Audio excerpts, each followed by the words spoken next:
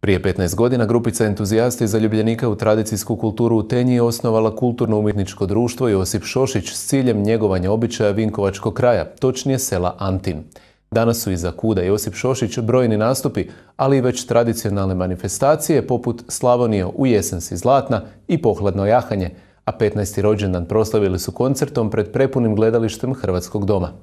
Kreći kume, kićene svatove, baš kao u neka stara vremena kada su seoske svadbe morale imati svog dobrog duha, čavu, čaju, čauša ili kapetana, ovisno o podneblju i govornom području. Mi smo to iz svakog sela po nešto uzeli, sažali normalno u jednom skraćenom obliku, ali evo bit će prikazano sve ono najbitnije. Ima isto zanimljiva situacija, recimo mlada nije bacila buket ko sada, nego je kod sebe bacila jabuku preko sebe, na toj jabuci su bili malo i noćići neki.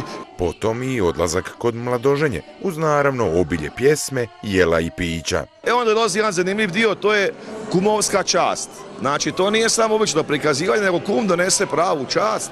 To je znalo biti pečeno prase, obavezno znači kolači i svašta toga. I donese se kumova grana. Evo, to ćemo isto vidjeti lijepi običaj, znači kumove grane. I onda ćemo ići darivanje mladenaca, prikazivanje kako je to nekad bilo po našem starom običaju, znači bilo je javno. Pa ste se morali pokazati, baš kao i na tancu, odnosno plesu s mladom ili mladoženjom.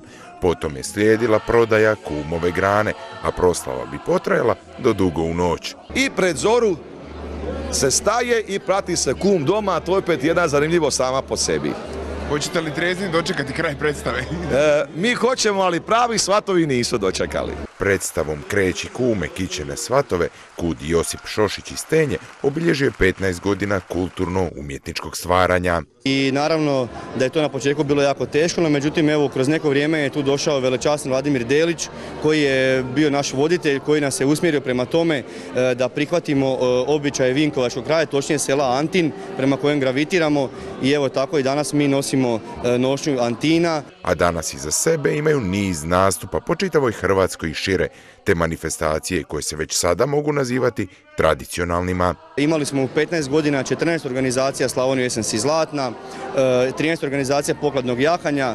Nadam se da smo postavili ne samo ovo društvo, nego i manifestacije na stabilne noge, da smo utrli dobar put, postavili dobre temelje i da generacije koje dođu iza nas će možda danas sutra pričati kako Tenja ima nekakvu povijest i evo mi ćemo izuzetno biti ponosni na to. Rođendan su proslavili radeći ono što rade najbolje, na veliko zadovoljstvo do kraja ispunjene dvorane Hrvatskog doma u Tenji. Ja bih ovom prilikom čestitao svim našim gledateljima još jednom sretan i blagoslovljen Božić i naravno bliži nam se i nova godina, pa da im svima bude uspješna i sretna nova 2018. godina.